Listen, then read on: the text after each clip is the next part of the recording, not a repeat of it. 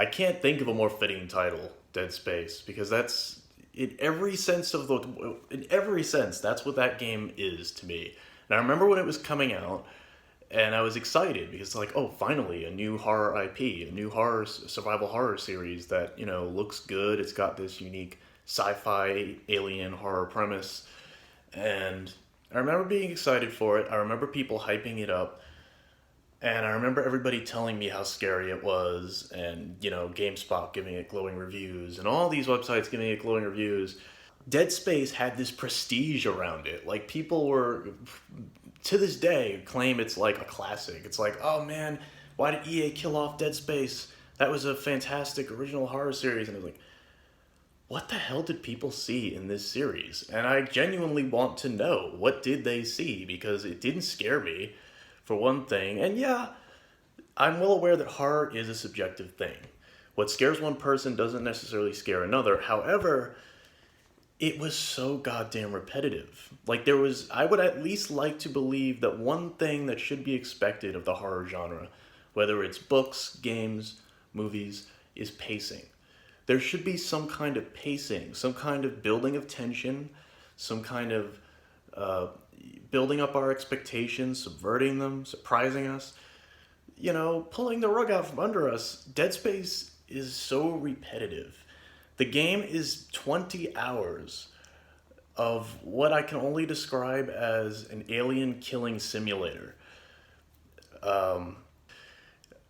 Dead Space is just 20 hours of, like, you're on this ship, and it's just, there's no memorable characters, there's no memorable antagonist, I don't even remember the name of the stupid freaking artifact that is at the source of the evil on the ship. And I don't even remember the name of the ship, because that's how forgettable this game was. I don't remember anything except the main character's name, which is Isaac Clarke. I guess that was a unique name. But nobody's really memorable. The game is so boilerplate and generic. It borrows every sci-fi horror cliche you can imagine. Anybody who says they liked Dead Space, and I've met a lot of people who still defend the franchise, still think it was great, and the only thing I can think of is maybe they enjoy it as an action game, even though I think it's very repetitive, even as an action game. I think the horror theme being set in space, and the gameplay, because it plays well. Mechanically, it plays really well. Technically, it looks good. But that's the thing. Everything good I can say about Dead Space is purely on a technical and mechanical level.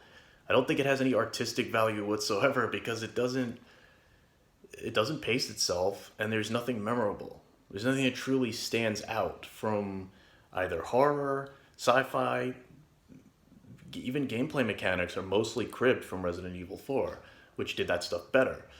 So I don't know what it is, other than maybe the game is competent and well-oiled enough as a machine that technically maybe it's not completely boring to play. Like, people just, they wanted a good sci-fi horror game, and maybe they were just like, this is good enough.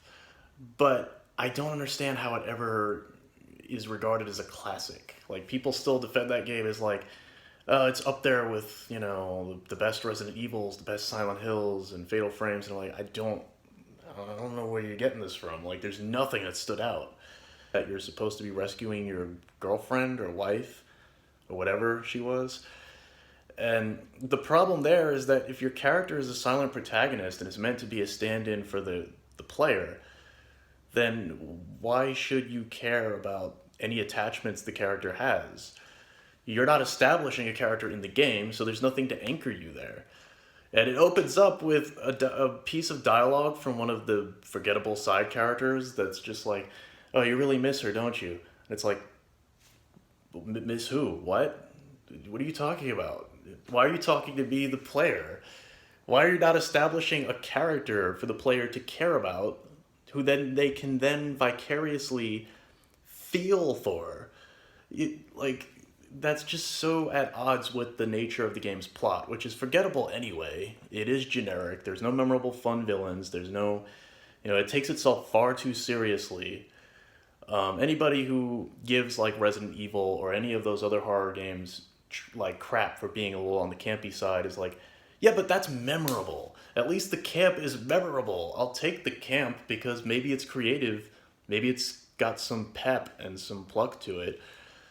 Uh, like Claire and Leon are not, or Chris or any of those characters. Like they're not. I'm not saying they're like these brilliantly written characters, but they're memorable. People remember them. Even people who don't play those games remember them because they stand out. There's some flair to them.